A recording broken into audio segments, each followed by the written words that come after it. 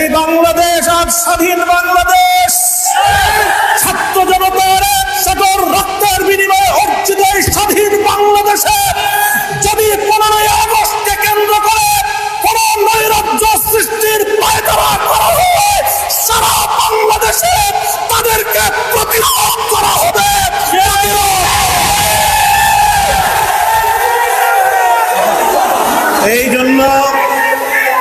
এই জন্য আমরা বৈষম্য বিরোধী ছাত্র আন্দোলনের নেতৃবৃন্দ, অন্তর্বর্তীকালীন সরকারের দায়িত্বশীলদের পাশাপাশি হেফাজতে ইসলামের নেতা কর্মীদেরকে আমি আহ্বান জানাতে চাই, আগামীকাল 15ই আগস্ট, 16ই আগস্ট এবং গোটা আগস্ট মাস জুড়ে আমাদেরকে সতর্ক থাকতে হবে। কারণ মনে রাখবেন, আওয়ামী লীগের রাজনীতি হলো প্রতিহিংসার রাজনীতি। 1975 সালে 3.5 বছরের অপশাসনের যুগে শেখ মুজিবুর রহমান সাহেব নির্বিচারে দেশের 30,000 যুবককে হত্যা করেছিলেন। এদেশের টাকশাল কায়েম করার মধ্য দিয়ে মানুষের সকল অধিকারগুলো তিনি হরণ করেছিলেন। অধিকার হারা মানুষ তখন তারা ক্ষুব্ধ হয়ে ধানমন্ডির 32 নম্বর বাড়িতে অভ্যুত্থান পরিচালনা করেছিল। তখন এই শেখ হাসিনা ঘোষণা দিয়েছিল যে জাতি তার বাবাকে হত্যা করেছে তিনি সেই জাতির কাছ থেকে প্রতিশোধ গ্রহণ করবেন।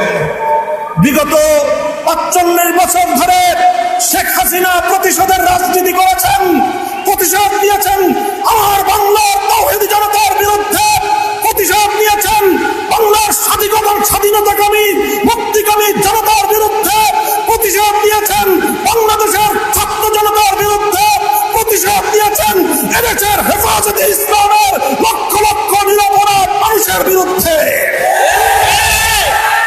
তিনি একজন খুনির নেশায় মাতাল, খুনের নেশায় মাতাল।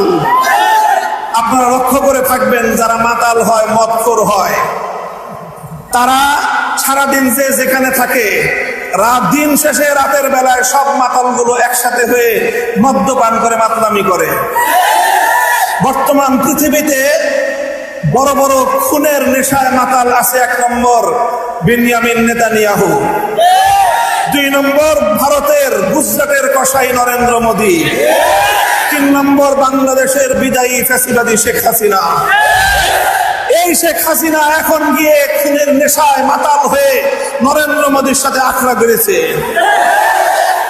যদি বাংলাদেশের স্বাধীনতার উপর হস্তক্ষেপ করার চেষ্টা করা হয়, তাহলে বাংলাদেশের মাটিতে ভারতীয় দূতাবাস থাকতে পারবে না।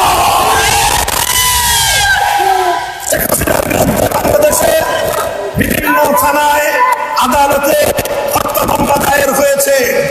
আমি আহ্বান জানাতে চাই, খুনি হাসিনাকে ধরে এনে বিচারের কাঠগড়ায় দাঁড় করাতে হবে।